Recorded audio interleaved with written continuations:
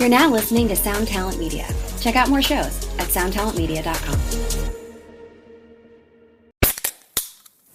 Hey, what's up, everyone? I'm Matt Migaki, the vocalist of Cryptopsy and the host of the Vox and Hops Metal Podcast, where I sit down with fellow metal musicians. We talk all about their lives and music while sharing killer craft beers. If you've ever wanted to sneak backstage and share a beer with one of your favorite musicians, well, Vox and Hops is the podcast for you. This week on the podcast, I dropped a killer episode with Johannes Ekström of Avatar. There is this episode and over 440 other ones to help you enjoy life, metal, and craft beer. So what are you waiting for? It's time to become a Vox and Hops head. Cheers! Today's episode is brought to you by the Sound Parcel. That's right, the Sound Parcel. It's a parcel of sounds delivered right to your door.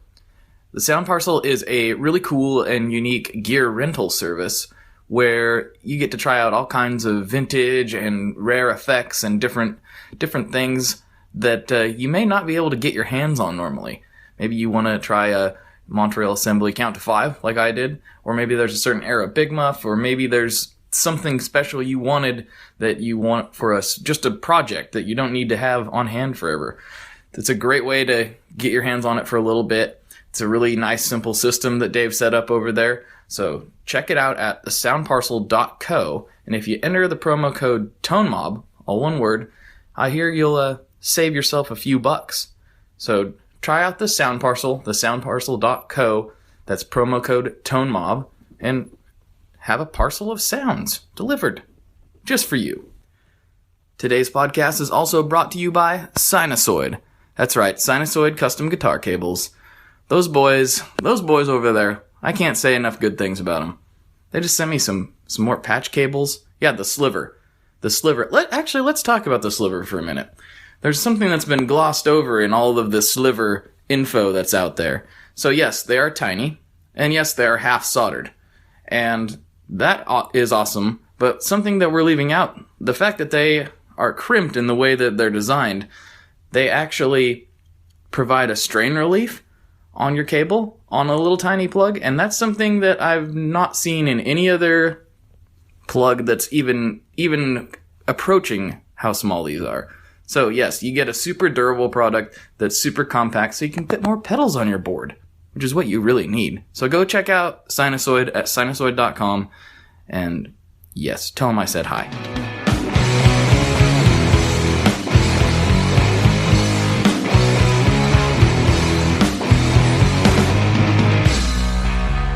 Hello everyone, welcome to today's episode of the Tone Mob podcast. As you know, I am your host, Blake Weiland, and with me today, I have Brian Bicknell of Spruce Effects. How's it going, man?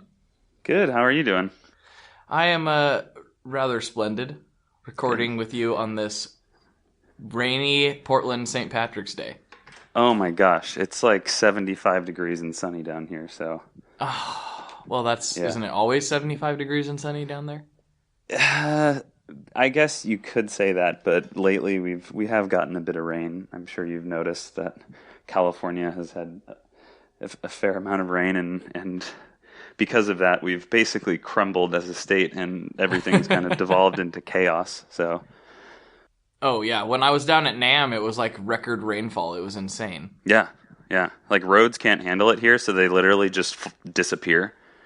Like some of the mountain roads, you hear all these news reports. It stopped raining 3 days ago, but this entire freeway washed out. And you're like, whoa, infrastructure. Yeah, that's crazy because, I mean, obviously, you know what I'm used to. The rain that I was experiencing, I was like, yeah, this is a good heavy rain. And everyone was just freaking out. I'm like, what? It's just a lot of rain. Like, this is normal. Yeah. Apocalypse. Yeah. What's happening? Well, but I could relate because I know you guys aren't used to it, but we've had like 3 snow events this year, and Portland just goes nuts. They're like, I don't know what this is. I'm gonna run my car into the side of the hill and just walk away. Yeah, it's like that Portlandia episode where they're chasing the patch of sun. Pretty much, except the opposite. Yeah, right on. Well, I know a lot about your stuff, but perhaps we should get into, since this is your first time on the show, we should get into your musical backstory and how you started doing what you're doing today with Spruce. Sure. Where to start? Well, I think my story is not super unique in the pedal building world, but everyone has their own flavor, I guess. But I didn't start playing guitar until I was like later in my teens. I didn't really like care about it. Like I had friends who got really into it in middle school, which seems to be kind of a more average time to start. But I didn't really care about it. I was doing other stuff. I think I was skateboarding or pretending to be a nerd, but didn't really fit in there. And my dad was quite an accomplished guitar player, and he always tried to teach me, and I kind of had that sort of classic early teen, like, oh, you like it, Dad? Then it sucks kind of thing, you know? So I didn't really play guitar until I was 17, maybe, or 18. And I didn't really even know what guitar pedals were at that time. My dad was kind of like a I don't know, Strat into a old Fender amp kind of guy. And what do you need pedals for? Just turn your amp up kind of guy.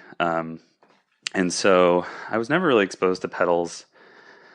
But in college, I started tinkering around with electronics. I didn't study electronics, but it's sort of, I don't really even know. I think I just randomly one day decided, hey, I have this cool guitar pedal because I bought a couple.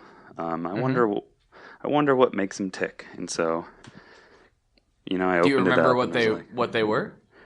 Yes, my very first guitar pedal was not that I made, but that I got was a Boss OD3, I think, the overdrive distortion like combo. Right. I think does that sound familiar? You probably know more about pedals than I do. The OD3, I know the OD1, obviously. Yeah, the OD3. Yeah. It was like I'm not good with the crappy. numbers. Yeah, it was like a crappy, like cheaper, like maybe they just reissued it or something and did a bad job, but it wasn't very good, I don't think. And then I got a Boss DD6, which was cool. Mm-hmm. And then I think I gave them away. I didn't really realize that the DD6 would have been cool to hang on to for a while. But I think I gave them away. But anyway, so I started looking into it, and then I ordered a kit from this place. They're still around, I think, called Originally Licensed Circuits, OLC, I think. That sounds familiar. I may have stumbled across them. Yeah, they do a lot of like runoff grooves, which is like a circuit website. They I think they license their stuff and then they turn it into kits, which is really cool. So if you didn't really know what you were doing and couldn't sort of navigate the complex waters of the early 2000s internet and figure out how to do it, they just sent all the parts to you like in a kit. So I built one of their kits, and it worked, which was exciting. I still have that one, actually, which is kind of cool. But it was like a Supro-style overdrive. Cool. Yeah, it was cool. I didn't know what Supro was at the time. But it's just, I think it was cheap or on sale or something, so I got that. And then that was kind of the snowball point where, it was probably really ugly and the wiring was a disaster. But it worked, and that was like the coolest thing, because it's like that sense of accomplishment. When you make something and it works and it does what it's supposed to, right? You're like, whoa, this is crazy. I made that, even though, it was kind of ugly and a piece of junk, but it worked. Mm-hmm. So then I kind of just started ordering more kits. I found General Guitar Gadgets. They're still around. That place is probably responsible for many pedal companies. Oh, totally. Yeah, and so it was just like ordering stuff from them, and then you build it, and then I go, okay, this is cool, and I put it away. I didn't even really, I don't think I was that interested in playing them, to be honest. It was like, all right, cool, I built a Tube Screamer, now I'm going to mod it and do every mod that ever existed for the Tube Screamer, like 6 switches later and like 10 ugly holes in the pedal thing. It's like, okay, cool, what's next? And then I started to think about like, oh, I wonder if my friends would want these, because I had musician friends in college, like everyone. And they did. So I was building pedals for friends, and I posted ads on Craigslist. This is probably back in like 2005. Oh, cool. And a couple people responded. And so I built random strangers pedals and fixed a couple people's pedals. And I actually got an email recently, like very recently, maybe 3 weeks ago, from a guy. And he was like, "Hey, my name's Tim. Do you remember me?" And I'm, "Oh, no, not really. Hey, I think I have some of your pedals that you built for me, and they're still on my board." And I was like, "Oh my gosh, I have no idea who this guy is. Send me pictures." And he sent me pictures, and sure enough, it was like these bare, no paint, no anything enclosures. Opened up the back, and my signature was there, and I was like, "Geez, I probably built like 5 of those, and you have 2 of them. That's crazy." That's so cool. Yeah, and so he has like the original ones, which, were really probably just kit builds, but, and then I started thinking about creating like a little company or whatever. I mean, it's kind of weird saying that company, you have a company, but really it's 2 people. That's a company. Yeah, no, I'm a one-person company, so right, yeah. Yeah, my wife owns 50% of it, which is 50% of not very much is half of not very much. And I can relate. so yeah, I started thinking of spruce effects. I really like nature and trees and stuff, so I kind of painted a little logo, and you can actually see the original one on our website. It's pretty horrendous. I did it on printer paper with I think a ballpoint pen, a Sharpie, and a watercolor kit that I took from a school I was working at. Gotcha. So, yeah, that first logo was watercolor painted with stolen paint, which is kind of fun. Oh, I know, right? You're a paint thief. Yeah. I may have returned it, who knows? You give it back. Yeah. Here you go. Here. Yeah. It's dried, but you can use it. Yeah, I used up all the paint and left the lid off, so you can't really use it. And I didn't wash the brush either, so it's crusty. But here you go. But I wanted to do right and return it, though. That's the right thing to do. Yeah, I couldn't sleep at night. Here you go. And then I graduated college and kind of didn't. I would build a few guitar pedals a year, and I was always like thinking about it, but I didn't really start to take it seriously. It kind of came in 2 waves, like one towards maybe like 2012, 2013. And that really, I kind of didn't spend too much time on it. I was busy with other things. And then early last year, maybe even 2015 towards the end, I was like having a conversation with my wife, and I was probably complaining about something and like how my website sucked or something. And then she said, "You know what? Why don't you just stop whining about it and just put work and effort and time into it and focus and see what happens?" So I did. And, I kind of slowly put together this a little bit more professional sort of goals-driven business planning type thing, and started to think of what I wanted to make and released some stuff and got some artists and graphics and kind of went from there. And it's evolved heavily over the last 12 months, and I think it's going pretty well, and I'm having a really good time, and I guess here we are. Here we are. Yeah. Yeah, I feel like I must have stumbled across your stuff on Instagram like right about the time you started getting more serious about it. Is that correct? Yes. Yes. Because I mean, I think we. Go ahead. Go. I think we started talking like early last year, sometime, or maybe even 2015, maybe. Yeah. I don't remember the exact date, but it was pretty early on. But I had products at that point. But the whole Instagram thing, that's crazy. I didn't use Instagram. I didn't really know what it was. I don't think that I'm that old. I mean, I got Facebook when it was still, you had to have like an EDU email attached to it. Oh, wow. Yeah. Early So on. I actually, like, when Mark Zuckerberg was making it, I was like in my college dorm, like sharing illegal MP3s with my friends, and then got like an email like, hey, with Facebook. And I'm like, oh, cool. MySpace is lame. And then, you know, and and then the Instagram thing, I just never really, I think maybe I was a little bit too old when it like got kind of popped up. So I didn't really care. But then when I realized that there was this whole gear world of awesomeness that existed on Instagram, I was like, oh my gosh, like I just want to stare at these pictures all day. Oh my gosh, look at that guitar. Whoa, look at that pedal board. And I just started kind of doing that. And I think we kind of crossed paths because yours probably popped up like, hey, if you like this, you should follow the Tone Mob. Right. Like, what's a tone mob? That's a stupid name. Yeah. Oh, well.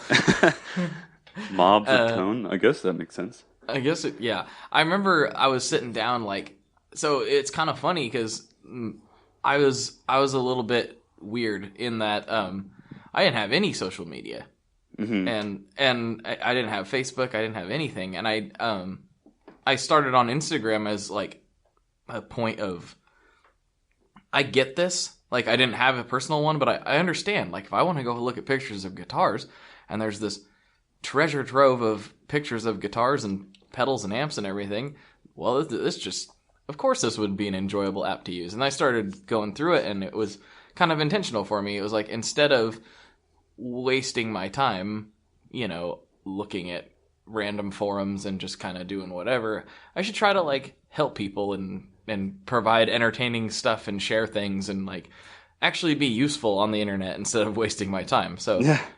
No, totally. And it's funny because like with Facebook, I don't use it a ton, but it's like that political article from that crazy uncle you haven't seen in a decade and like all this noise. But the cool thing about Instagram is like I only use it for Spruce effects. And so it's sort of like this little sheltered world of guitars that I want and cool pedals and all this cool stuff like floating around, and I'm in control. Like, whereas like Facebook, I feel like I don't know what's going on. I don't know how to filter my feeds or whatever. I'm just going to like ignore it. But Instagram is so easy to just dial it in. Right, for what you want. Yeah. Yeah, totally. Yeah.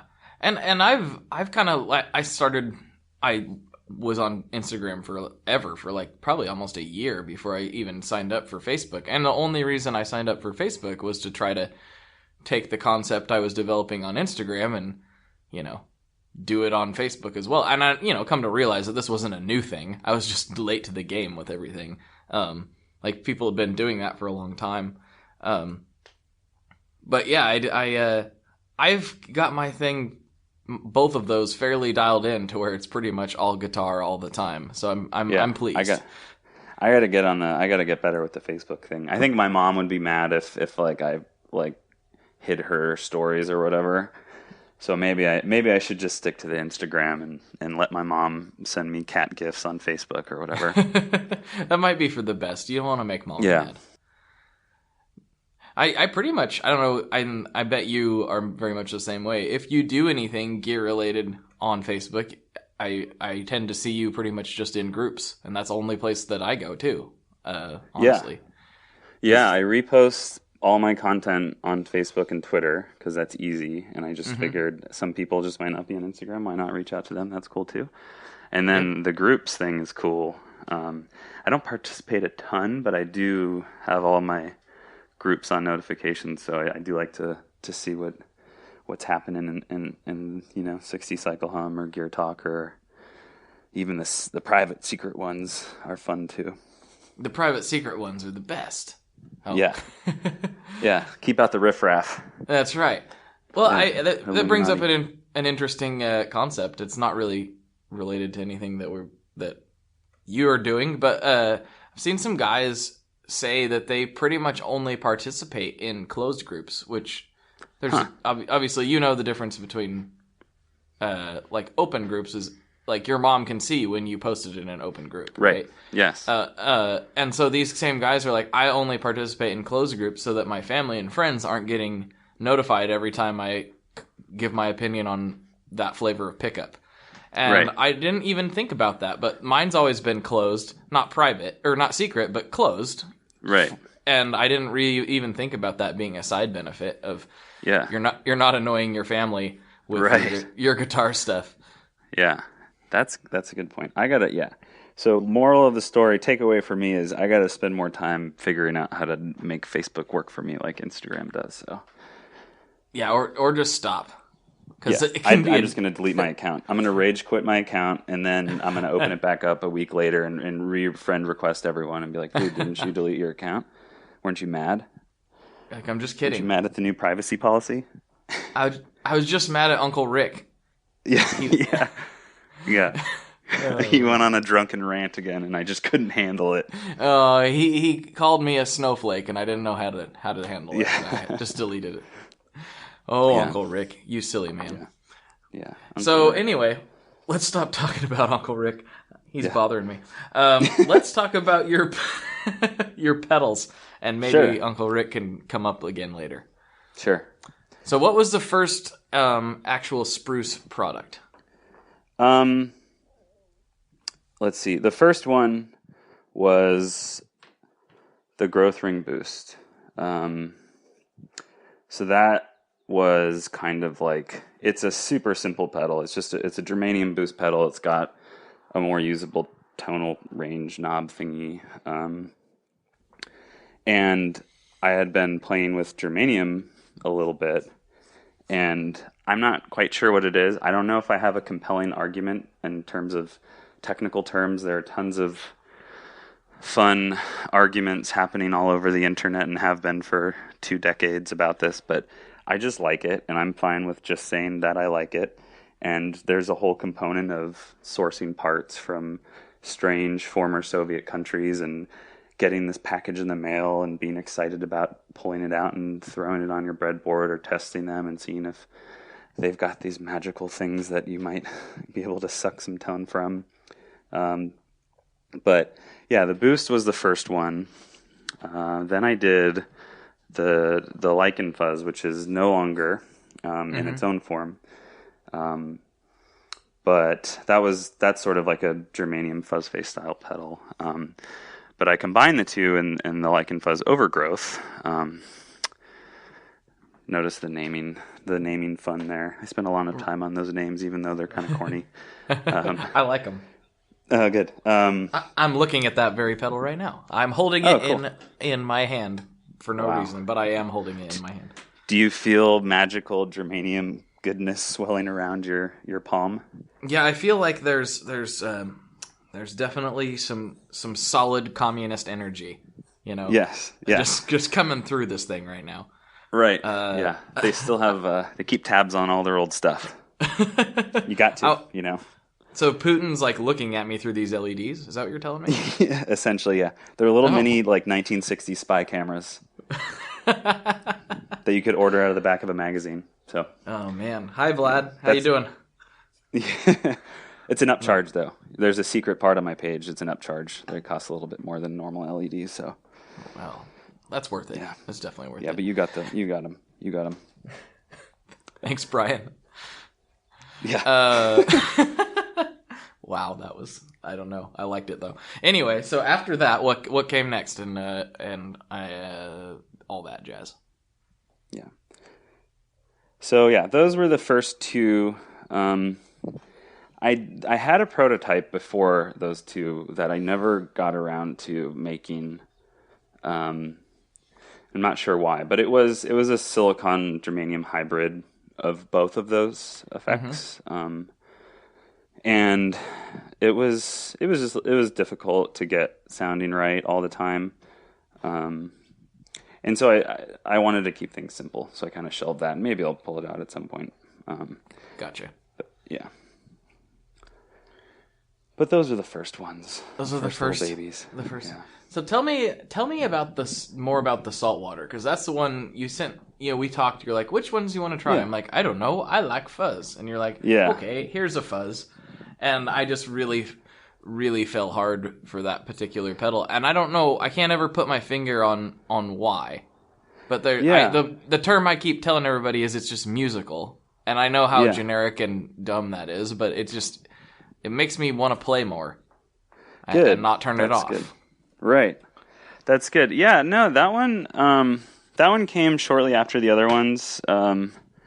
It's I mean, again, it kind of goes back to the transistors that I ended up picking. It's a tone bender style. It's got some tweaks, and I would say that the sort of musical quality that you're referring to, and maybe a little bit of the uniqueness of it, is comes from the transistors that I picked for it.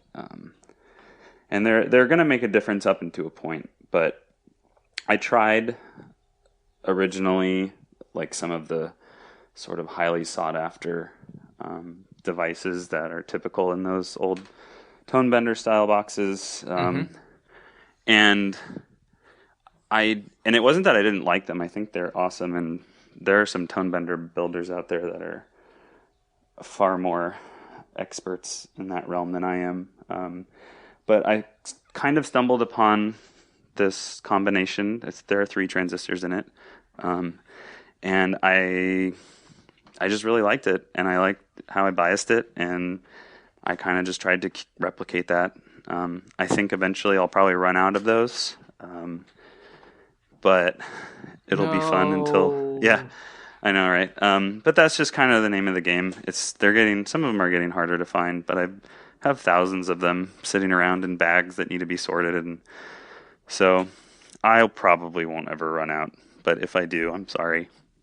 But I just, that was kind of where I was thinking, like, if I'm going to try and do something somewhat unique and interesting, I'm going to try and maybe use transistors that most people wouldn't associate with this type of circuit. And so I just found some that I liked and kind of scrambled to get a bunch of them. And the funny thing about the old transistors is that it's hit or miss. You order, like, a few hundred, and you spend a lot of time measuring them and all that, and a lot of them just don't work, or they're too hissy, or they're not leaky enough, or whatever, and you end up amassing a throwaway bin that you don't actually throw away, because who would do that? Right, of course. It's pretty massive. So you always dig back through it once in a while to see if you can make something with them. Sometimes you do, but yeah, that was the saltwater fuzz backstory. Is that your most popular pedal? It seems to be the one I see the most. Yeah, it's fascinating. I'm not a business person per se, and as someone, you have your business, and it's this constant conversation in your head of, like, what do I want to do versus what are most people going to like the most? Yeah, and like what's the market saying? Right, and sometimes what you really want is exactly what other people want. But a lot of the time, for me at least, what I think is the coolest and the best doesn't always end up. Like, my favorite pedal is the Boost. That's like my always on. I have one like under my desk, and it's just on all the time. Mm-hmm. And I love the saltwater fuzz, but it turns out people like the saltwater fuzz, and it is definitely the most popular one.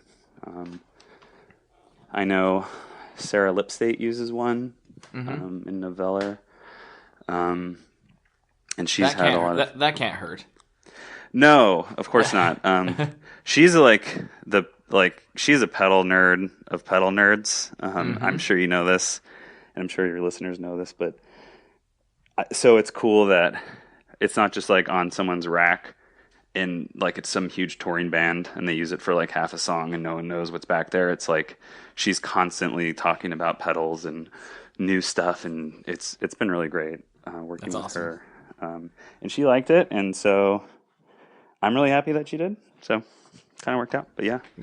Yeah, that's super cool.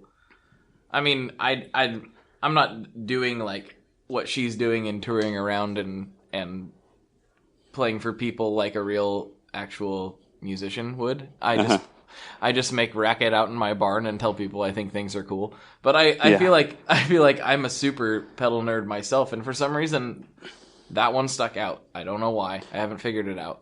But good. No, I love it. I love making it. It's actually, as far as building goes, it's a super satisfying build. It's not overly complex where you're you're going to run into problems inevitably because it's just the parts count are high. It's not like that.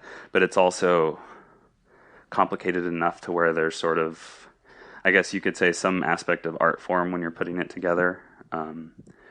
And sometimes it doesn't sound right, so I have to, make some changes. But it's just one of those things where afterwards, so maybe it's part of the musical part of it is the energy and sort of care put into it is high, and I really like that. So every time I get an order for that one, I'm like, doesn't surprise me, but I'm pumped. Right. That's cool. Yeah. That's cool. Yeah. So another thing that we would be remiss if we didn't talk about, even though there's only one more left. Let's talk about the tremolo, and Sure. we can give both our sides of the story on it. I guess my side is very short.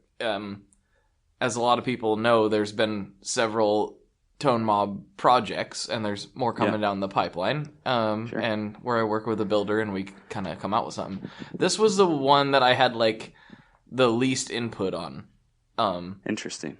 You were just like, I'm thinking about doing this. Are you interested? I'm like, yep. And then next thing I know, a little while later, you sent me one. I'm like, oh, well, I'm gonna put my ears on it. Oh. Well, that sounds awesome. I guess I don't have any notes for you. Let's do it. Yeah. No, that's cool. I would say my story's similar. I mean, a lot of our conversations were about, what dimensions is the box going to be? What should the box look like? Are we going to stamp the box? Are we going to laser engrave the box? There are so many options and that kind of stuff. But yeah, I kind of just, I'm not even sure where I thought of trem fuzz. Maybe it's because there aren't very many out there. I mean, I know of a couple, but it's not it's not a super common 2-in-1 combination. I think it may have stemmed from me just playing fuzz really loud through an old Fender amp that had, vibrato, not real vibrato, but tremolo, and thinking this is pretty cool. And so that's kind of where I just sort of thought of it. And in fact, this is kind of strange, but the graphics were finalized a long, long, long time ago. Actually, before I decided on the final sort of circuit versions that I wanted to use. Oh, really? I didn't know that. Yeah. So, and it's kind of, I think other builders and tweakers and stuff out there, not tweakers like drug addicts, but tweakers people who like to tweak stuff. Leon, you're a tweaker. Yeah. Leon's a tweaker. Yeah. Are you privy to that joke? No. I just think he's a tweaker, I guess. So I don't remember exactly the group. It's probably the Gear Slum, because all the craziness happens in the Gear Slum. Somebody called Leon a tweaker, and they probably, I can't remember who it was or what the context was. They probably meant it in the context of what you were trying to say. But of course, we had to take the ball and run with it and be like, Leon's a tweaker, ha ha ha, he's on methamphetamines and blah blah blah. For the record, he's not either of those things, on methamphetamines or a tweaker of that type. But it was funny, and I laughed about it, and so I thought you may have seen it. That's why I was going there. Anyway. No, I still think it's funny, though, even not having had that background. When we're done with this, you can research. I bet I'm 99.9% sure it's in the Gear Slum, so. All right, I'll go back through the logs and check it out and brush up on it. If you search tweaker, you'll probably just find it in there. Unless it's a hot topic in the Gear Slum, who knows? Oh, it could be. It could be. Yeah. I didn't think about that. Those guys, it's like the Wild West over there. You never know what you're gonna get. I bought a stolen Les Paul from a tweaker. Right, that could be in there. That could be in there. There's a good chance.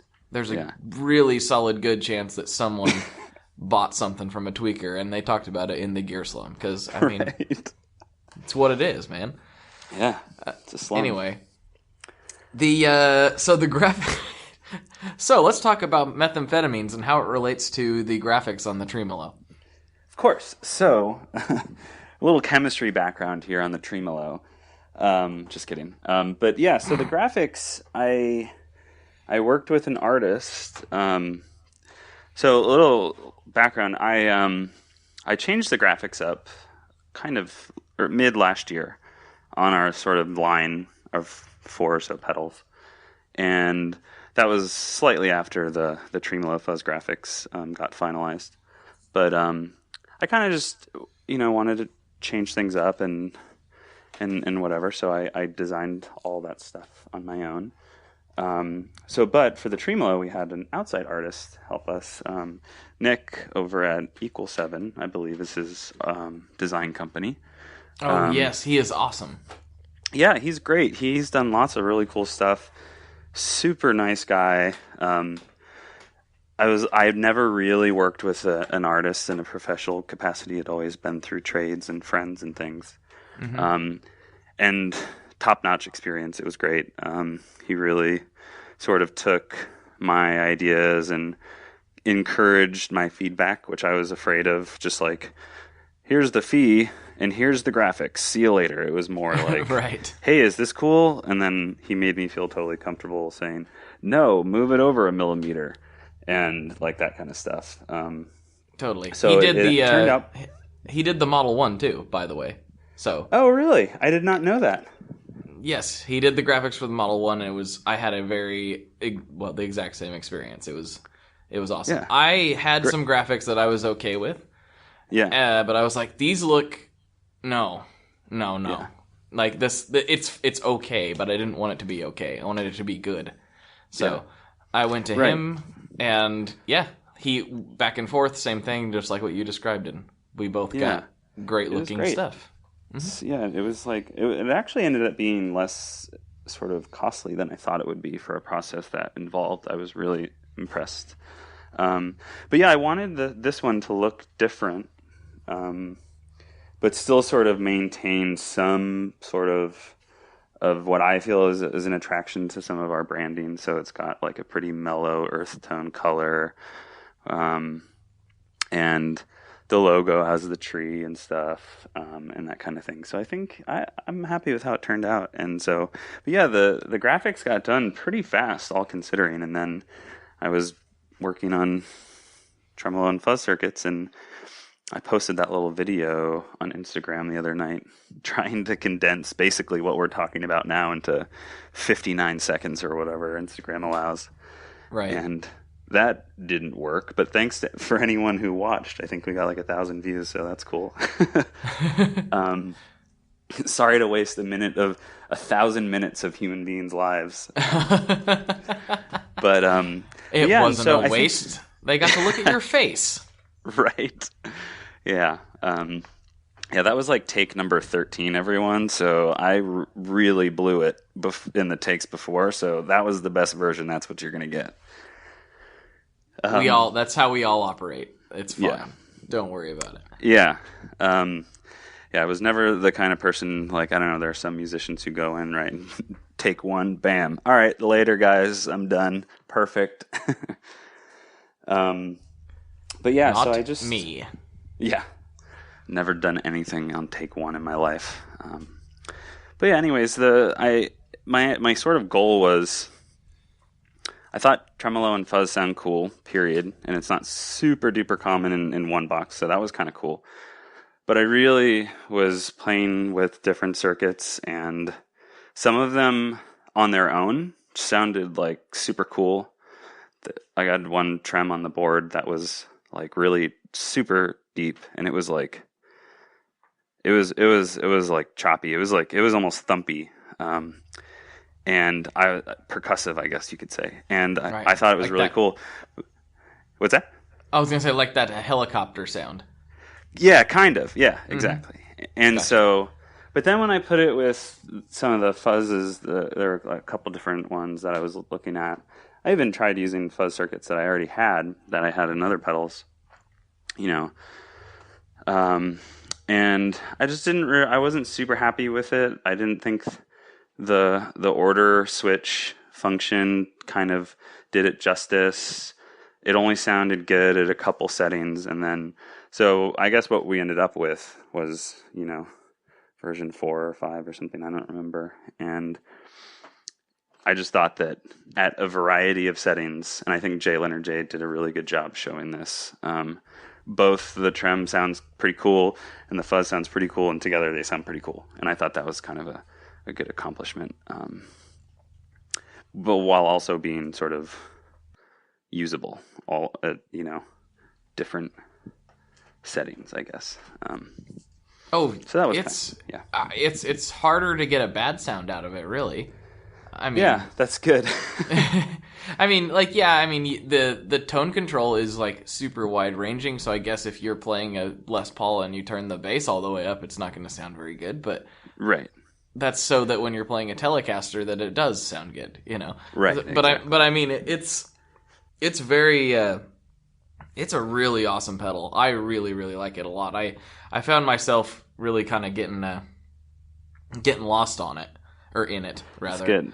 Yeah. And it's not, for me, it wasn't, I totally agree. For me, it wasn't the kind of lost where I've got like a pedal that's got 15 knobs, like all kinds of crazy stuff, and sounds that are really cool, but I'm probably not going to ever use. And then spending 16 hours like finding like that one pocket where it's like, oh, this is the best, but it took me 16 hours. Like, I feel like I kind of just really liked it, subtle on the trem side, crank the volume up and make my amp pissed off, and then fuzz by itself. Oh, this is cool. I'm going to turn it all the way up. Oh, that extra, like, put it on 11 makes me tingle, and then put it all together. I just feel like there were all kinds of different happy places, I guess. There are. I mean, it's a technical term. Oh, yes. Yeah, if you look it up in the pedal building dictionary, it says happy places. Yes. Yeah. What I just thought the fuzz circuit in itself, it's like it had some of those qualities that I'm talking about with the salt water, and I'm guessing that's just your ear tuning things that way. Maybe. Yeah. Definitely transistor choices where I was trying to make it musical, as you say. Mm-hmm. It's very high gain, but like, yeah.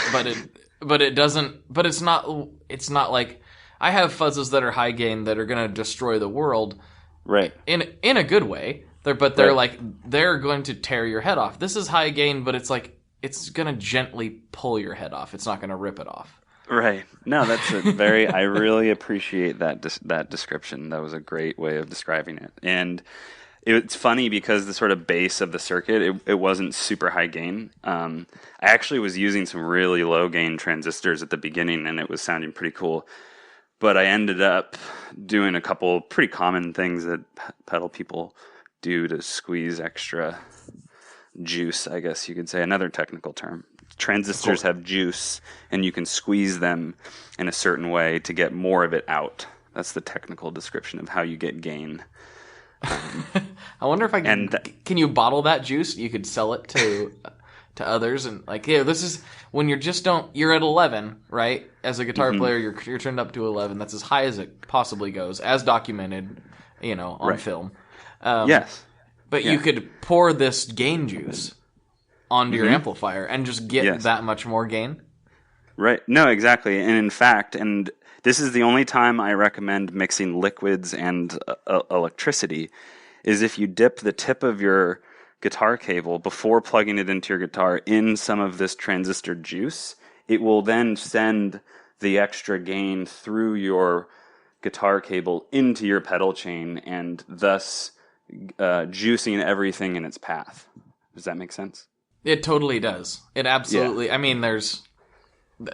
mean, it couldn't be put in more basic or simple terms. That's just anybody can do it. Anyone could have more gain at any time. You just have to have the juice. Yep, that's right. Available at spruceeffects.com. Yeah. I should make a joke page of like spruceeffects.com/juice and just have this like onion style article analysis of how to get transistor juice and more gain into your rig. I'm going to do that. That's a good use of my time, right? I would love it if you did that.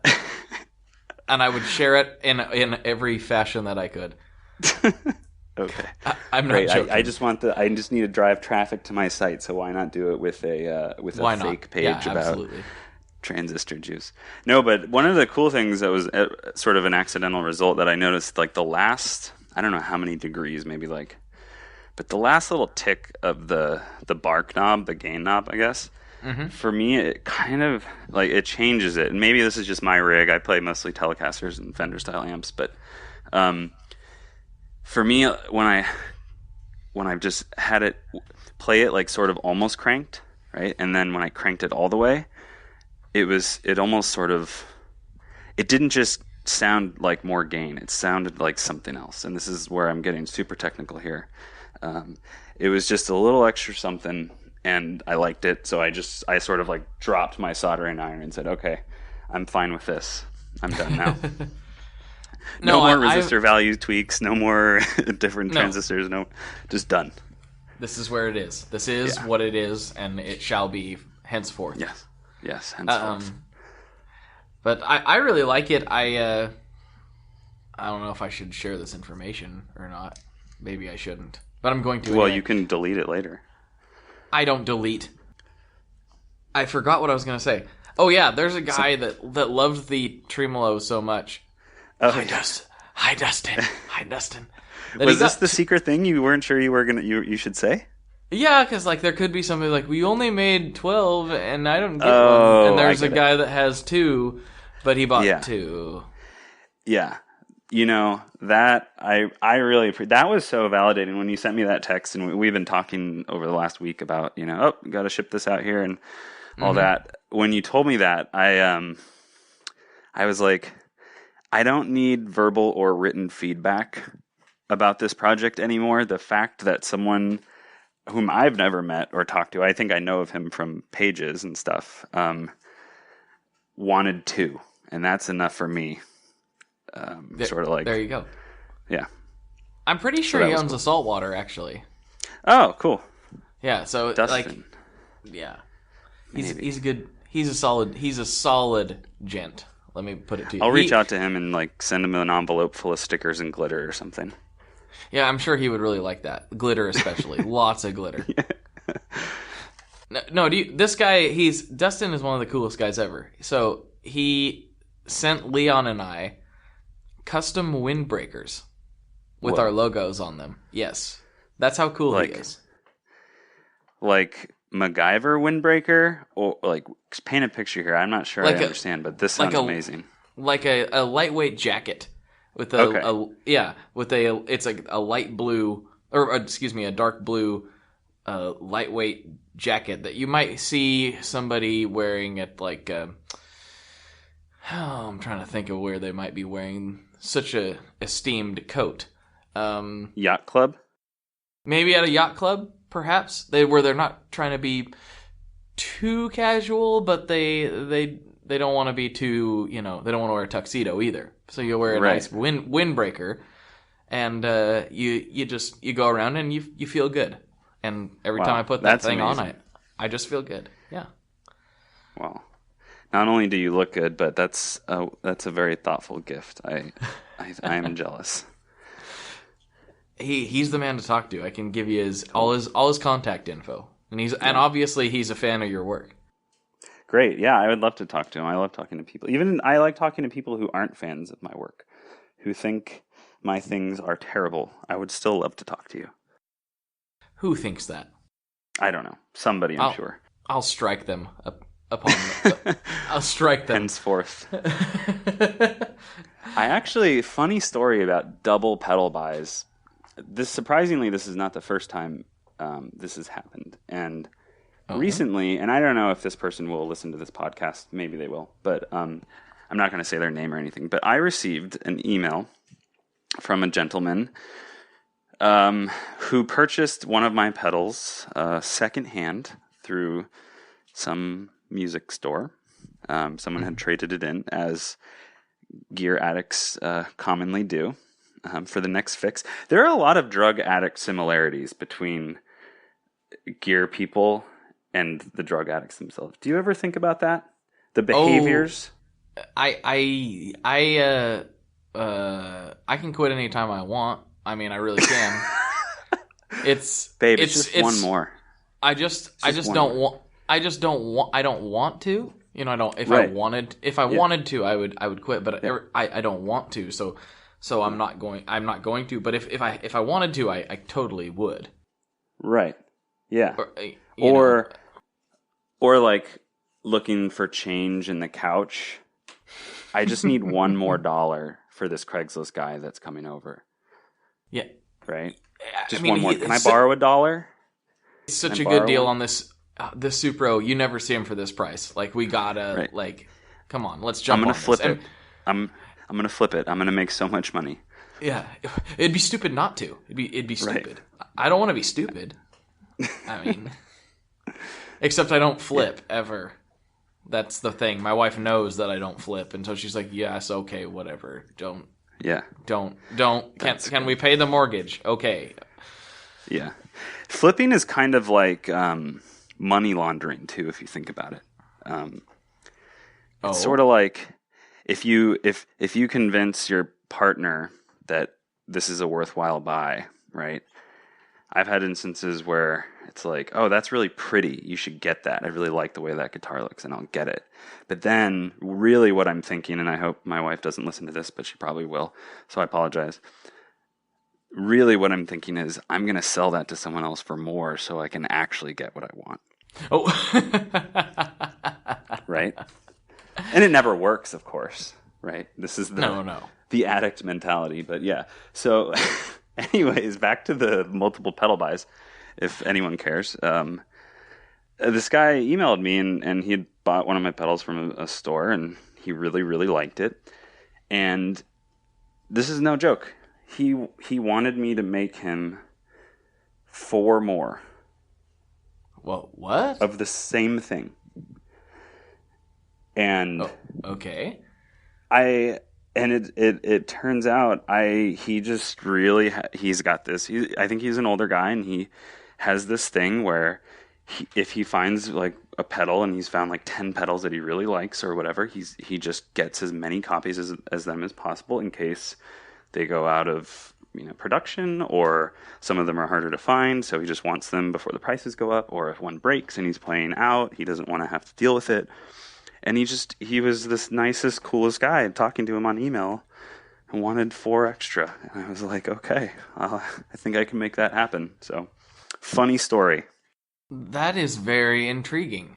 Because I always want to get a new thing, but once I kind of have a certain guitar or a certain pedal that fills whatever need I'm shooting for right then, I don't generally want more of it.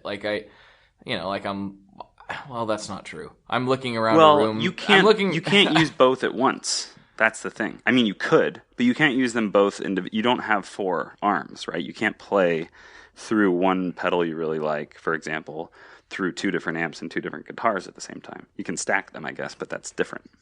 Well, it's true, but I was making that statement, and then I was kind of looking around the room and realized, you're just lying. You're lying to everyone right now. Stop lying. Addict behavior. See? Yeah.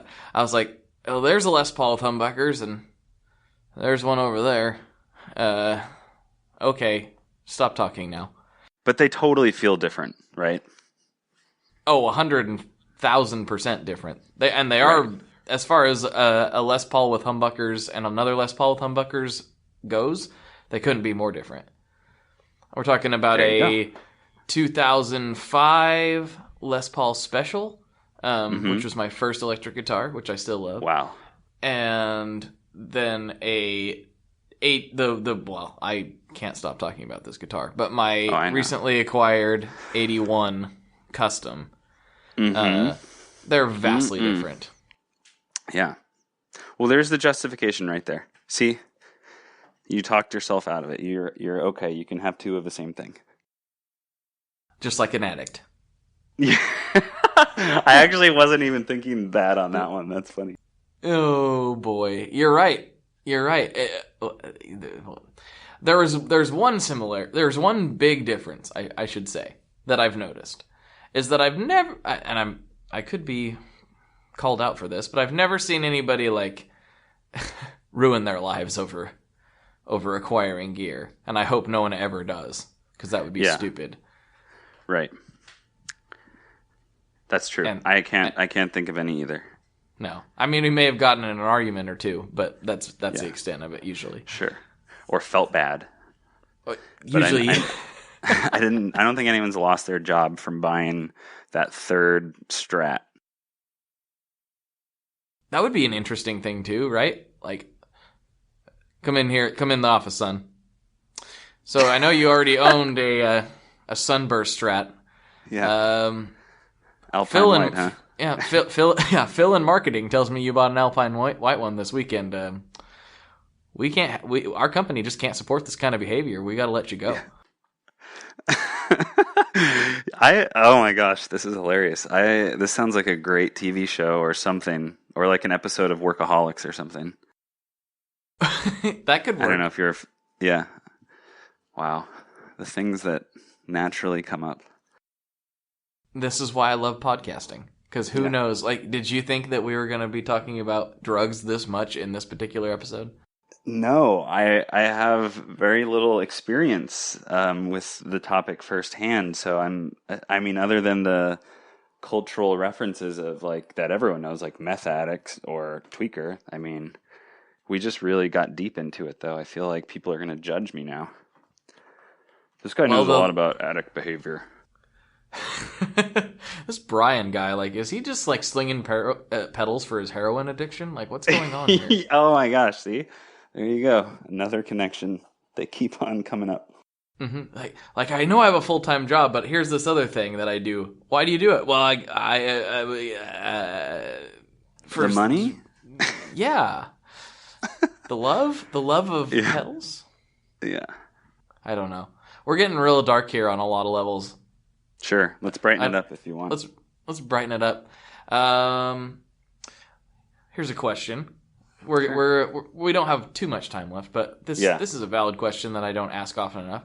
What is your favorite pedal that you don't make? Favorite pedal I don't make that I own or that I've ever played?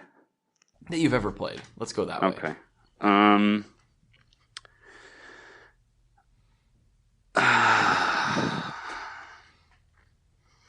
I would say this is hard. I know I couldn't decide this. I don't know. I think maybe it's funny. Maybe narrowing it down to owning is easier. We can go that route too. Okay. Well, I had a choice and I don't own it anymore, so I'm going to say it anyways, and then I'll tell you the one that I own. My favorite one, I think, that I've played is Boss DM2. Oh, okay. That might be it. I'm not a huge delay dude, but when I ever wanted to play delay, that's how I wanted it to sound, I guess. Yeah, I think that's it. That's my final answer. That's your final answer? Okay. Yeah. Regis accepts that answer. Oh, that's good. And then maybe, I don't know. I really like Polychorus. That's a cool pedal. Vintage, or not vintage, the 90s reissue one I have. I think it was a 90s reissue. That one's cool. But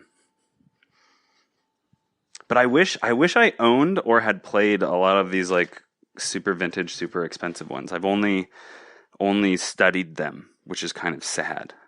Like I wish I had a Mark I tone bender. Like I just wish that I had that. All right, just to have that experience or have that as a reference point type of thing. Yeah, and I mean, you know how it is. You can listen to as many demos as you want, and once you get it into your bedroom or your studio with your rig and your playing style, it's still a wild card. You know, it does it changes everything. Yeah, but that's part of the fun, I think, is that you have this ideal, but if you keep an open mind and you get something and it doesn't hit exactly what you saw in the demos or that you heard at NAMM or whatever, but you still like it, that's a pretty cool feeling too. That's true. I've played a couple pedals where I'd listen to the demo and was like, whatever. Mm-hmm. Like it's not a big deal. And then I see it at the store or whatever and plugged in and kind of like, whoa, this blew my mind. I need to take this home right now. So there's really no substitute for plugging into your own rig. At the same time, I've realized that I kind of I can usually plug into certain types of guitars and certain types of amps and know what it's going to do really closely. But there was a time in my early gear nerding days when Pro Guitar Shop actually used to have a brick and mortar here in Portland, like a retail store. And I remember like hauling my my massive like Fender 75 head and like a big 2x12 cabinet and like my guitar and stuff, like, because I would read and hear people say what we just did. There's no substitute for playing with your own rig to really know if you're going to want it or not. And so I was like, well, I got a little time and they're open early today or whatever the deal is. I'm going to take my entire rig in there and listen to some pedals. Yeah. Completely unnecessary. If you just know, like, I like Fender amps, I like P90s. And maybe this guitar isn't perfect, but this is roughly what that pedal is going to sound like in my rig. Sure. Yeah, exactly. So don't do what I did. Points. Yeah. No, that's funny. It's so true. I've had more than a couple times where someone has come over to play something I was selling or whatever, and they didn't bring their own guitar, and I'm like, okay, well, I've got this guitar, but if you're a Les Paul guy, I don't have a Les Paul, and I don't know. And then they play, and they're like, oh, yeah, or a Telecaster, like some vintage K guitar that I have, and they say, oh, yeah, that's fine. I just want to hear what it sounds like. And I'm like, okay, that's fine. That's cool. And then they play it, and they go, oh, it's not really what I'm looking for. It's to this. And I'm like, well, it's probably to that because of the guitar, too, maybe. I don't know. And it's interesting. So, well, it's kind of a good point with...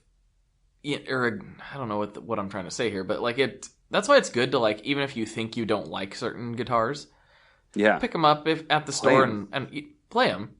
Then you have a reference point for what it sounds like. And then maybe if you are in that situation, you're like, oh, I know what a Telecaster sounds like, or I know what this Supro sounds like. So I can kind of mentally figure out if that's going to work with my Les Paul or my ESP or whatever crazy thing you got. Yeah.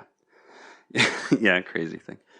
Yeah, or another branch to this story of preferences, having someone come over to play a guitar, pedal, or amp, and then seeing another one that you've got like on your wall or on your, whatever, and saying, hey, can I plug into that, or can I play that? And you say, sure. And they say, okay, I don't want to buy the other thing. I want to buy this. And you're like, well, it's not for sale. I've never had that happen. Yeah. That's happened to me twice. That's intriguing. What did they want to buy? I was selling like a Harmony Rocket single pickup, I think H53, which is a cool guitar. Had the sort of gold foil mustache pickup. And I had this Telecaster that I made on the wall, and it was for a friend, but it was just kind of collecting dust. And this guy comes over and he responded to the ad for the Harmony, comes over, plays it, says, oh, this is cool, and then he sees the Telecaster and goes, oh, I want to play that. And then I say, okay, sure. And he plays it, and he tries to get me to sell it to him. And I'm like, no, I can't. It's for my friend. I made it for my friend. And he's like, no, please, I really like it. And I'm like, what about the Harmony? Just take the Harmony. Hey, maybe the correct response would be like, how much do you like it? And you can, I did not ask that. Yeah. You could build it another one for your friend with the extra cash. True. See, I was not thinking that way. Well, I was just thinking if you did that, you could buy some more amps. I know. Always want to do that. Is that addict behavior? Oh, never mind. We won't talk about that anymore. Right. Nope. Cannot. We're done. Got what I need. I'm happy with it. Till next week. And then, exactly. And then Chase Bliss is going to come out with something, and I'm going to want it. I know, right? So it's like, okay, thank you. Bank account ruined. Yes, totally. Well, I'm glad we're on the same page. At least we're not alone in our struggle. Yeah, I think there's a huge community out there of people who are just like us. Yeah, there is, and I'm happy for it. Let's see. Well, we're right down to the last part, and I would be remiss if I didn't ask the classic question of course, of Brian. What kind of pizza do you like?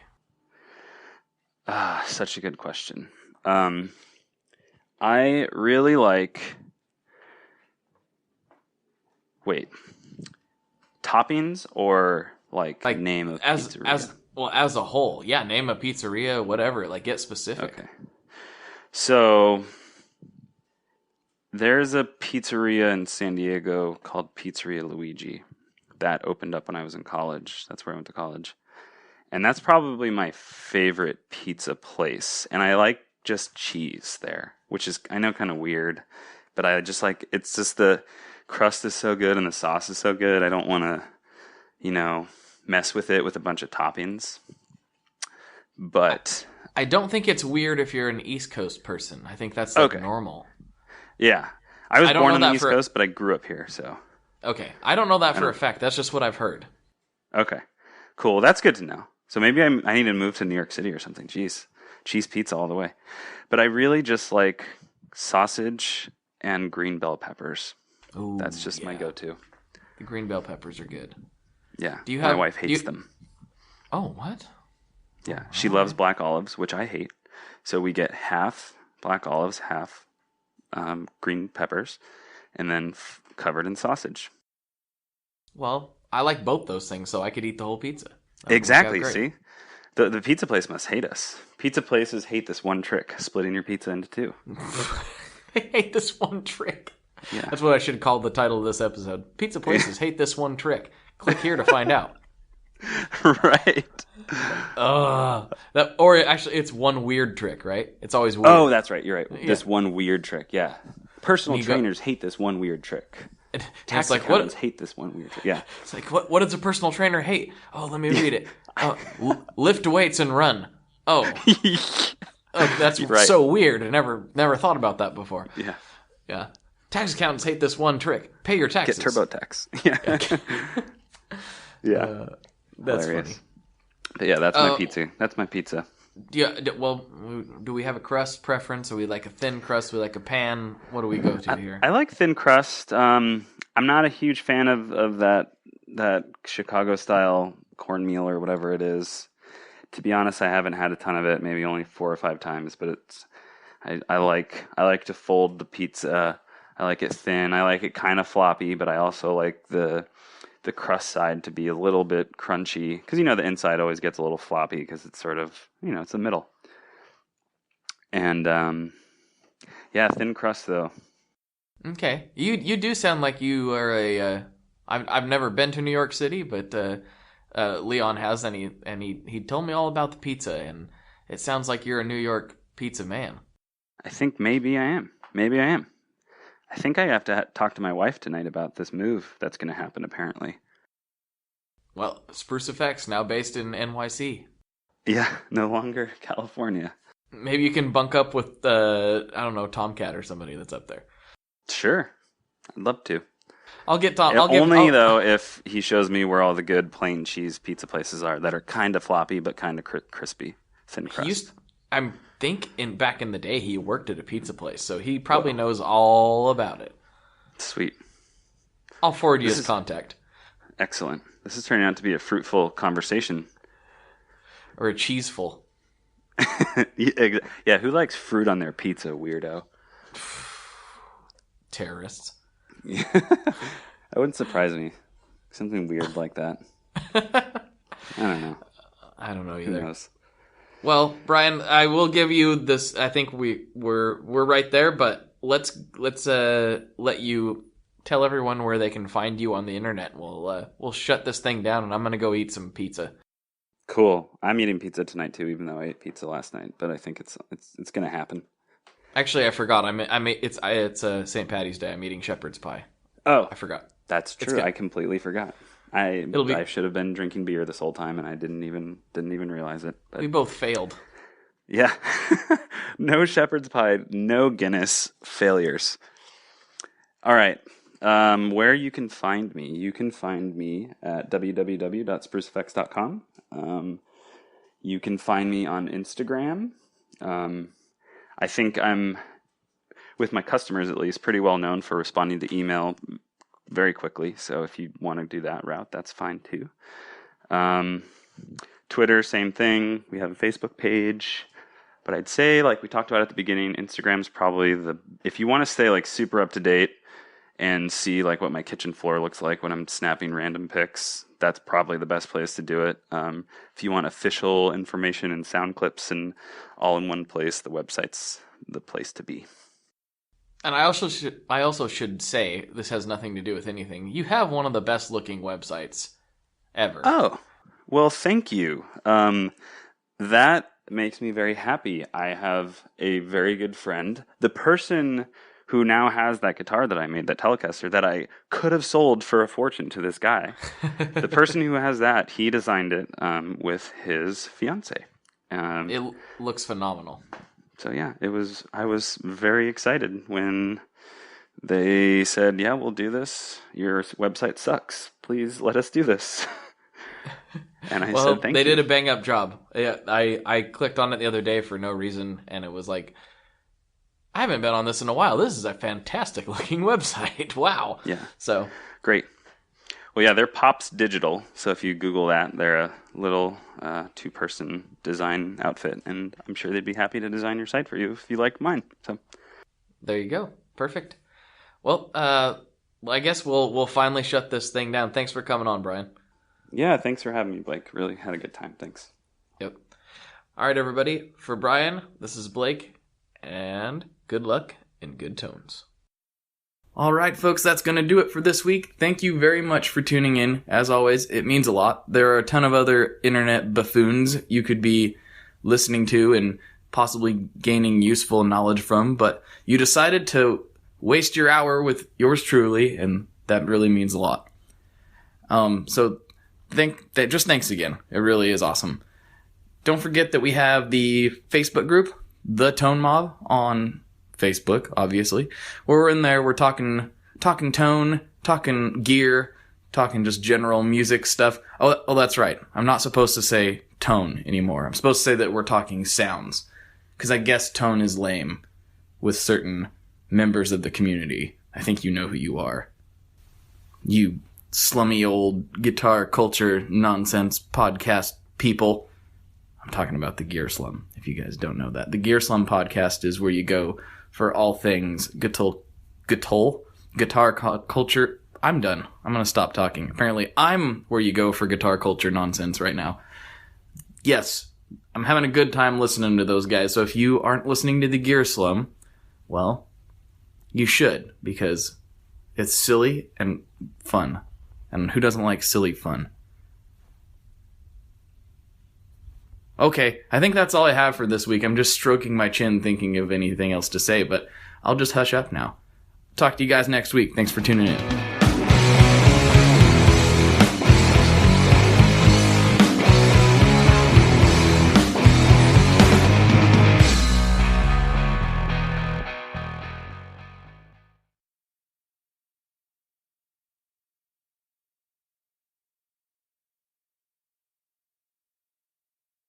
One last thing before we totally sign off here, I just want to remind you that if you do any shopping at Stringjoy, that's Stringjoy guitar strings made in Nashville, that will help me out as well. As I've said for years, I'm heavily involved in that company, and I really do think they're making the best products on the market. So if you would like to try custom strings, go to tonemob.com/stringjoy and check them out today. I seriously love what the team down there is doing. I help them out with all kinds of things, and by you supporting them, you are also supporting me as well. And hey, you need some strings, so why not get some custom strings just for your guitar and playing style? Again, the link for that is tonemob.com/stringjoy, and that will take you right to their website, and you can do all your shopping through there, and that will help everyone involved out. So thank you very much. Talk to you next time. We are brought to you by the wonderful folks at Gun Street Wiring Shop. Yes, Gun Street Wiring Shop. I've talked about them before. I used to say based out of Bend, Oregon, but guess what? Sean moved to my neck of the woods. Sean's in Portland. Sean is awesome and has helped me with a bunch of stuff lately, and if you have wiring needs for your guitar, he can help you too. If you want to get weird with it, he can get weird. If you just need to spruce things up a little bit, there's your guy. He takes all the guesswork out of doing your guitar wiring, and he makes it simple, and his customer service is top-notch, and I can't say enough good things about Gunstreet as a company. I really respect Sean and what he's all about, and the product is top-notch. I've got 3 different guitars that now have Gunstreet harnesses in them, and I could not be happier. So go to gunstreetwiringshop.com and check them out.